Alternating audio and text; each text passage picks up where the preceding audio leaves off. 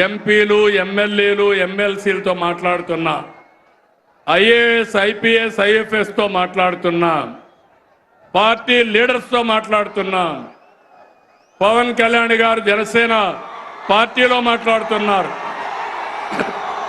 BJP నాయకులు మాధవ్ గారు వాళ్ళ నాయకులతో మాట్లాడుతున్నారు. ఒక్క విషయం మీరు గుర్తుపెట్టుకోవాలి, ఎన్నికల కంటే ఈరోజు మన పరపతి పెరిగింది. ఇది శాశ్వతంగా ఉండాలనా లేదా అని మిమ్మల్ని అడుగుతున్నా. ఒక ఎమ్మెల్యే తప్పు చేసిన, ఒక కార్యకర్త తప్పు చేసిన, ఒక అధికారి తప్పు చేసిన అది గవర్నమెంట్కే చెడ్డ పేరు వస్తుంది. అవునా కాదా తమ్ముళ్ళు అని అడుగుతున్నా. అందుకని నేను అన్ని ఆలోచించి ఎప్పటికప్పుడు అందరినీ మోటివేట్ చేస్తున్నా, అందరికీ చెప్తున్నా, అందరినీ సిద్ధం చేస్తున్నా, అందరికీ విజ్ఞప్తి కూడా చేస్తున్నా.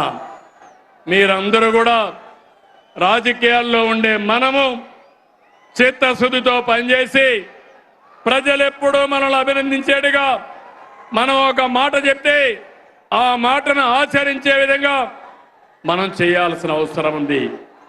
రాష్ట్రంలో ఉండే ప్రజలందరికీ విజ్ఞప్తి చేస్తున్నా, మేము మీకోసం పనిచేస్తున్నాం, అన్ని పనులు చేస్తాం, మీరు కూడా సహకరించమని ప్రజలందరినీ కోరుతున్నాను. కూటమి పాలనలో సంక్షేమం సూపర్ హిట్, అభివృద్ధి సూపర్ హిట్.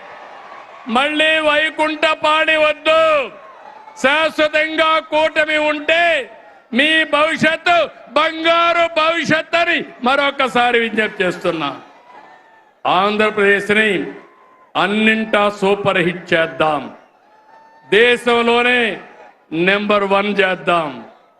కలిసి పోటీ చేశాం, కలిసి గెలిచాం, కలిసి పనిచేస్తున్నాం. ప్రజల దీవెనలతో ఈ హిట్ కాంబినేషన్ కొనసాగుతుంది. సూపర్ హిట్ సభని బంపర్ హిట్ చేసిన అనంతపురానికి, శ్రీ శక్తికి ధన్యవాదాలు. Thank you Anantapur.